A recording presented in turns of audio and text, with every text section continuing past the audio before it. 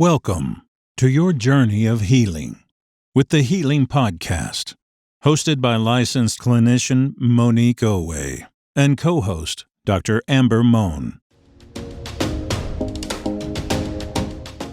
Hello, and thank you for tuning in to the Healing Podcast. I am your host, licensed clinician Monique Owe, and I am joined by my lovely co-host here, Dr. Amber Mohn. Okay, today's episode is I Just Want Them to Say Sorry. This is an episode on forgiveness. Now, before we jump into the episode, I do want to give you guys just a daily motivation or a jump start to your day, if you will, just something for you guys to meditate on. Now, that quote is, be thankful for what you have. You'll end up having more. If you concentrate on what you don't have, you will never ever have enough. That is by the lovely Miss Oprah Winfrey, and a wonderful quote for you guys to meditate on today. So, I do have a question, Dr. Mohn. Why is it that people want to hear the words, I'm sorry? Good question, Monique. Well, it shows that the person that was hurt, that you care and that you're remorseful. I think that's true. I think sometimes when we get hurt by people, we just want them to acknowledge that they hurt us. So that is very true. So before I get into forgiveness, first I want to explain what forgiveness is, because sometimes there's a very big misunderstanding as to what it means to forgive. So by definition, this is what it means. Forgiveness,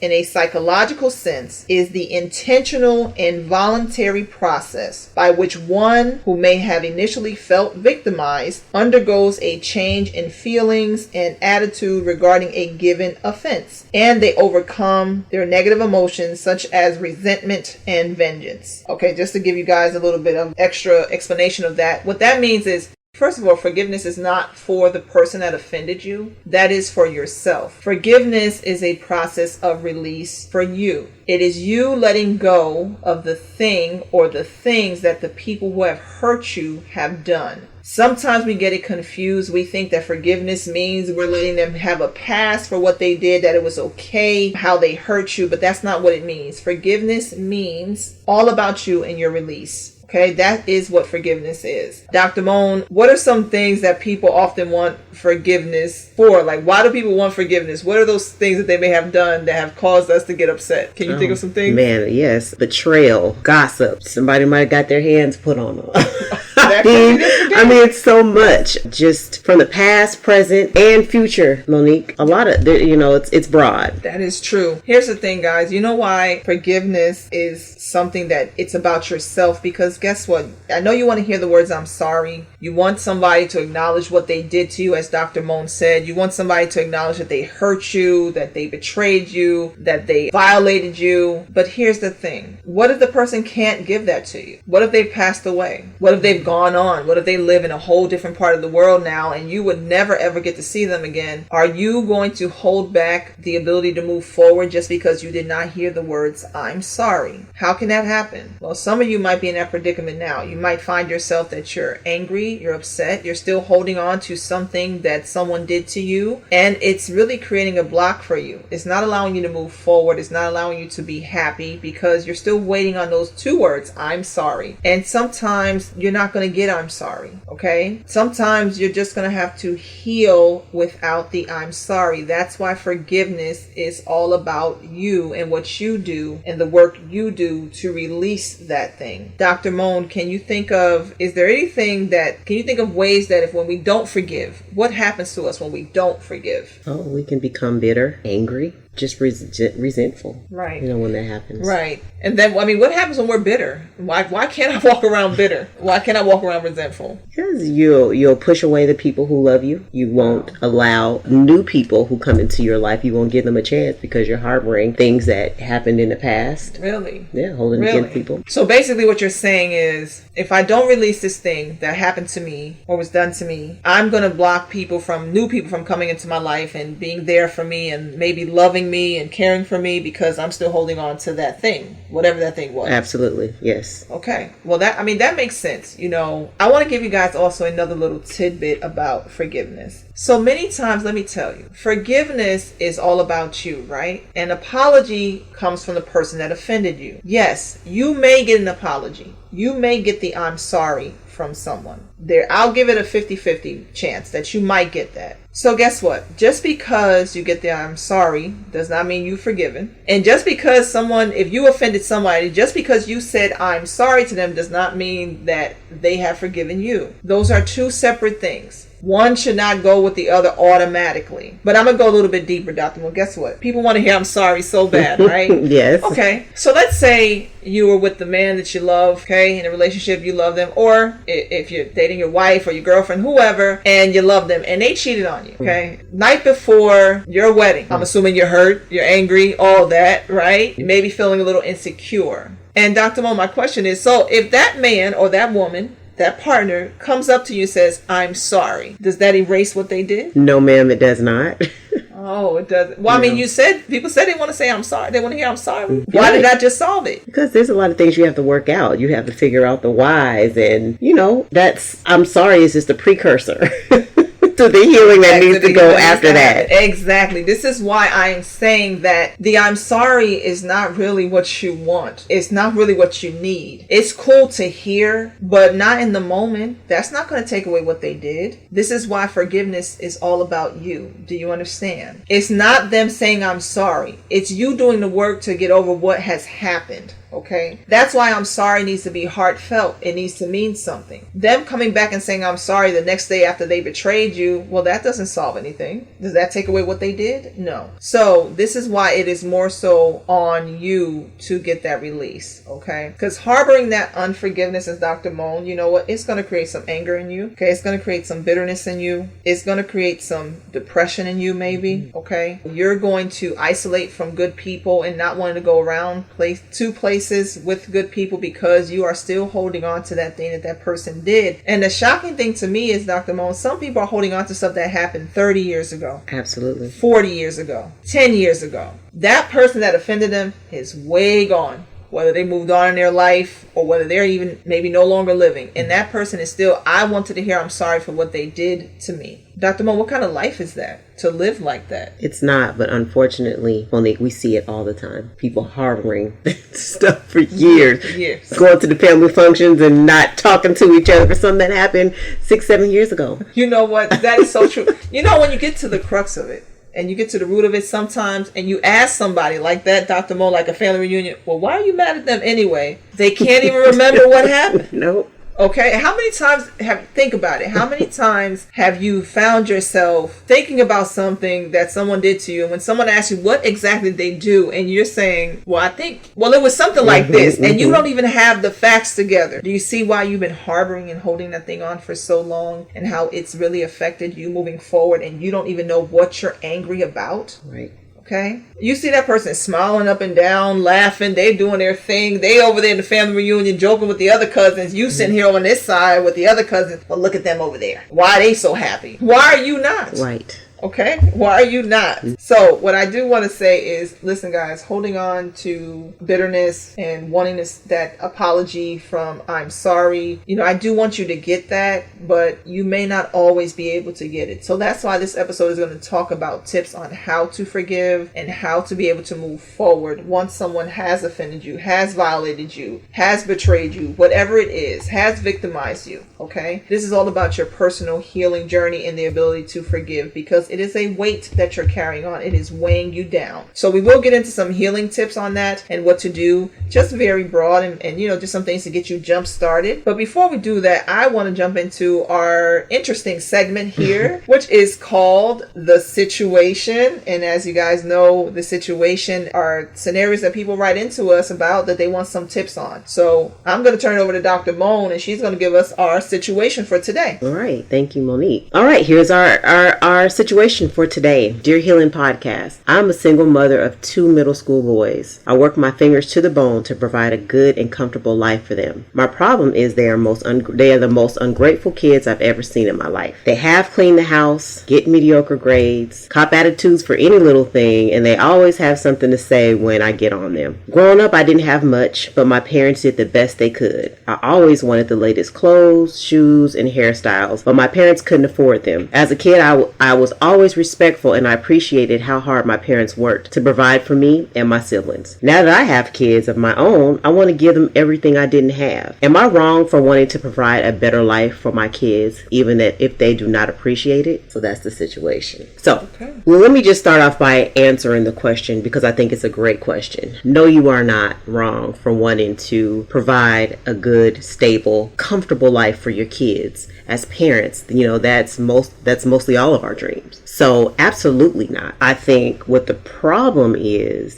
that you probably haven't had the necessities versus privilege conversation. Middle school age, 12, 13, 14, it's about right to kind of let them know what that is. And so I'll provide you a couple examples that, how that conversation goes. So we have privilege on one hand and we have necessities on the other. As parents, we are required to buy our kids one pair of shoes, comfortable pair of shoes, good, nice pair of shoes, right? That's a necessity. That's what we have to do. Now, on the other hand, having a closet full of expensive designer shoes, where you can go in any day of the week and get different. Now that is a privilege. You have to earn that. So going over back to the necessity, listen, as parents, we are required to make sure that our kids have clothes on their back. Nice, decent, clean clothes. That is a necessity. But to go into your closet or to get online, jump online every time they ask for the latest clothes and all those kind of things, those are privileges. Those,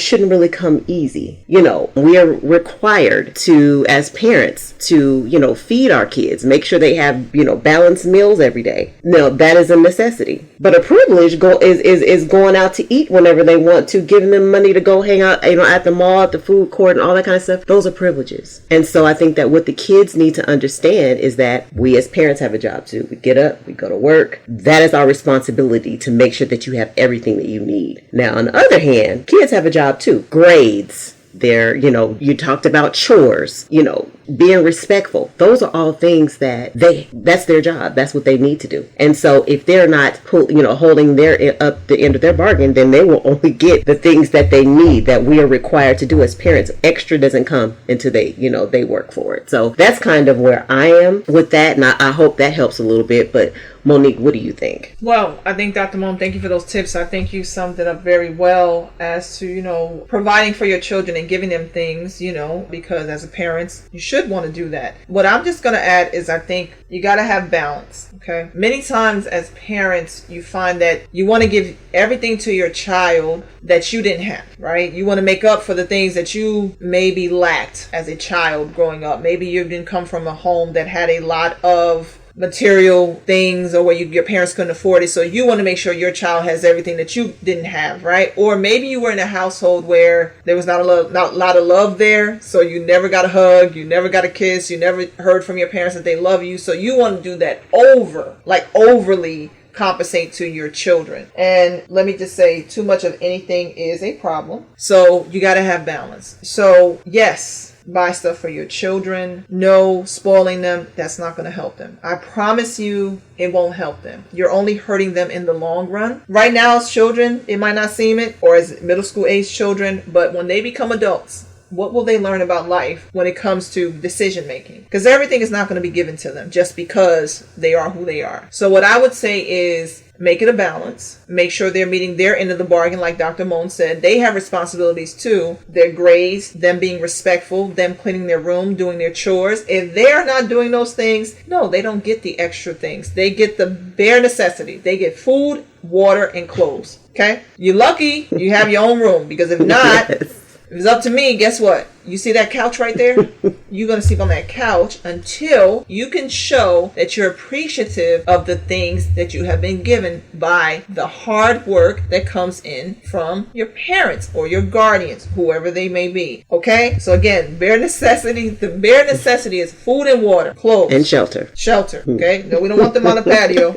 I have seen some people say, look, you sleep in the garage since you've been acting up. Hey, I don't even know. That might be a lesson for some children, maybe. But a shelter, right? We don't want them outside. But other than that, oh, you want the new Jordans? Do you? Well, tell me why you deserve the new Jordans. Tell me why. If your child cannot explain to you a good reason as to why, then no, they cannot get the new Jordans. I mean, think about it at work. In work, you be saying, I want a raise. Tell me why you deserve a raise. And if you can lay out a good plan, then your supervisor or management may just give you that raise or that promotion. But if you cannot, if you are the employee who comes to work late every day and leaves early every day and has an attitude every day, why should I reward you with more money? You will get the bare minimum. You will get your salary. But anything over, no, you won't get that. So to the person who wrote in, I thank you for sharing your story and for your situation. Thank you for taking the time out, and I hope this is helpful. So just maintain a balance, okay? You don't have to give them everything. You just have to provide them the necessities. Everything else is a plus, okay? So just if you guys want to write into the situation, remember you can always go to thehealingpodcast.com. Again, that is thehealingpodcast.com. You can hit the contact us tab and you can either email us or you can hit the submit form there. You can fill it out just very briefly and just tell us what your situation is, and we'll be happy to try to read it and give you some tips. And I'm going to take a moment here before I go into the healing tips of forgiveness and we go back to the topic. Let me shout out and give a mention to our number one sponsor, which is healingexpressionsllc.com. Again, that's healingexpressionsllc.com. If you would like to book a therapy session, please go to Healing Expressions and try to book a session. Hit the contact us tab and you can book a session. All right, going back to forgiveness, Dr. Mohn, I just want to go into some tips about forgiveness at this point,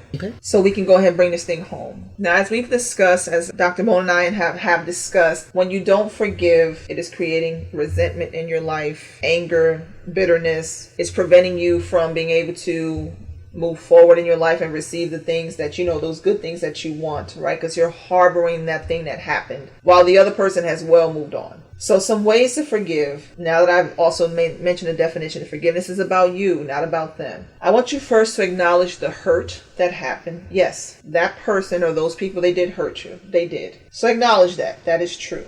But I want you to also then, number 2, consider how has that hurt and pain affected you? Has it prevented you from taking care of yourself? Has it prevented you from wanting to go out again? Has it prevented you from wanting to date again? Has it prevented you from going to family functions again because you'll run into that person? So consider how it's affecting you, okay? That's number 2. Number 3, I want you to accept the fact that you can't change what happened. The event happened. The issue happened. Whatever it was, it happened.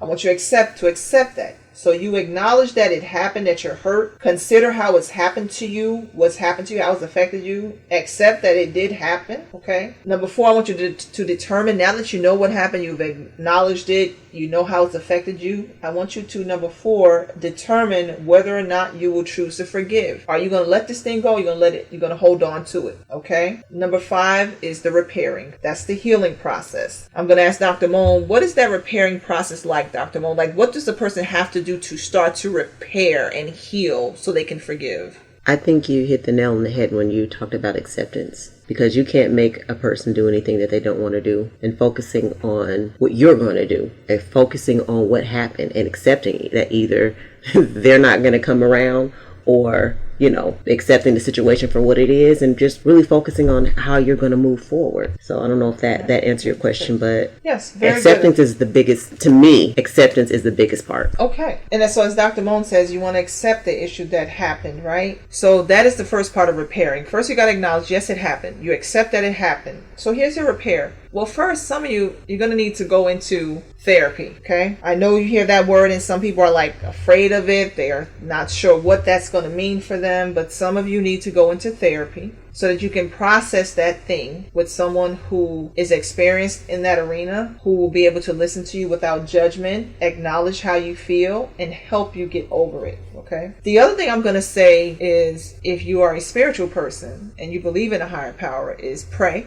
okay? You do need to rely on something else outside of you so that you can get over it. The other process about repairing is doing things that you enjoy, that celebrate you. So if you're a writer, I want you to write more. Write some poems, write some short stories, write your book, tell your story. If you're a person who likes to go out and see nature, take some nature walks, walk in the park, go to a botanical gardens, look at the beautiful flowers, take a ride, look at the countryside, whatever it is. That's a part of repairing too. Another thing that helps you repair is staying around good people. Those people that celebrate you, those people that will encourage you. Talk to them about it. Yes, you can talk about what happened to you. That's not a problem. That is a part of the repairing process. I don't want you to feel like you have to stuff it down. You should talk about it, okay? The next step in the forgiveness process is to learn. Learn from the situation. What was it that happened there? What did it teach you? What did it teach you about behaviors or about your life or about how to move forward? What did it teach you? Because trust me, it's taught you something. And no, it can't be it's taught me how to isolate. That's not it. It's taught you something about life, about pain and how you'll deal with it, how you can move forward. So learn from the situation, okay? And ultimately, guess what? The next step is forgive, release it, let it go. It happened, but let it go. It will no longer have a hold on you. And ladies and gentlemen, those are the tips of forgiveness. So let me just go down them again. Number 1, acknowledge the hurt. Number 2, consider how the pain has affected you. Number 3, accept that it happened. The past is not going to change. Number 4, determine whether or not you're going to let it hold on to you or not. So determine if you want to forgive. Number 5 is the repairing process. That's the therapy. That's the doing things that you like. That's the staying around people that you enjoy. Number 6, learn from the situation. Number 7, forgive. Release it. You have an opportunity to keep going forward. And you're entitled to that, and you deserve that. And that, ladies and gentlemen, is what forgiveness is about. Before we get ready to wrap up this episode, I want to check in with Dr. Mohn to see, is there anything else you would add, Dr. Mohn, to this? What do you think? I would just add that, and I know we say it time and time again, that life is too short. Life is short to harbor anger, resentment, frustration. So, just think about that.